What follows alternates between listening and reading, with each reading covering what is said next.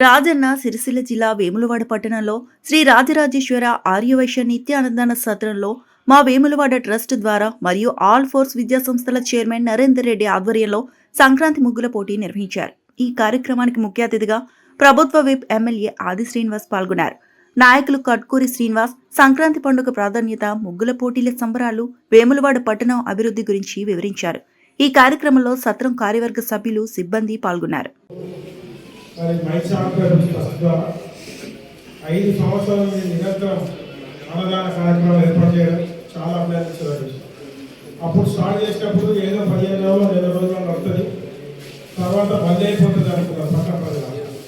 కానీ ఎన్ని కష్ట నష్టాలకు వచ్చినా ఎంత ఓర్పుగా నేర్పుగా దాదాపు 5 సంవత్సరాలు మైసాపేట ట్రస్ట్ ద్వారా అన్నదాన కార్యక్రమం ఏర్పాటు చేయడం చాలా సంతోషంగా విషయం. మరి మాకు ఇంత పెద్ద సత్రం, ఈ సత్రం ఎస్టాబ్లిష్ చేసుకోవడానికి దాదాపు 40 సంవత్సరాలు పట్టింది.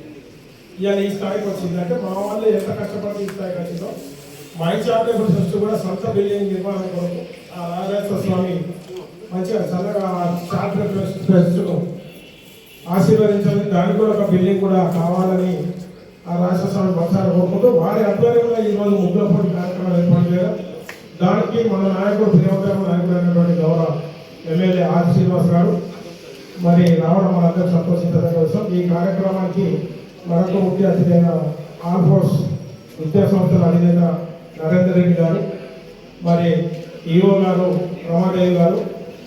నాకు ఒక దశలో చెప్పాలంటే వేములవాడ ఈఓలు వచ్చింది ఇంతమందిని చూసినాం, కానీ మరి లేడీ అయినా కానీ మేడం గారు నిరంతరం దేవస్థానం వచ్చే యాత్రికులతో అనుసంధానంగా ఉంటూ అభివృద్ధి కార్యక్రమాల్లో కూడా ఎమ్మెల్యే గారితో ఏ విషయమైనా ప్రతిదీ చర్చించుకుంటూ ముందుకు తీసుకెళ్తున్నటువంటి రమాదేవి గారు, మరి రొండి రాజు గారు, మార్కెట్ చైర్మన్ గారు, సత్రం కోశాధికారి కట్టర్ కిషన్ గారు, మరి మాకందరికీ మా బిడ్డ జిల్లా ఆరోగ్య సంఘం అధ్యక్షులు శ్రీలత గారు, మరి మాధవ్ గారు, మహేష్ గారు అందరికీ కూడా ధన్యవాదాలు తెలియజేసుకుంటూ, మీ కార్యక్రమంలో ఎంత పని ఉన్నా కానీ ఒత్తిడి ఉన్నా కానీ ఈ కార్యక్రమం పాల్గొన్న మహిళలందరికీ కూడా ధన్యవాదాలు శుభాకాంక్షలు తెలియజేసుకుంటూ, రంగురంగుల వాళ్ళు మరి సంక్రాంతి ముగ్గుల పాల్గొన్న ప్రతి మహిళలందరికీ కూడా పేరు ధన్యవాదాలు కృతజ్ఞతలు.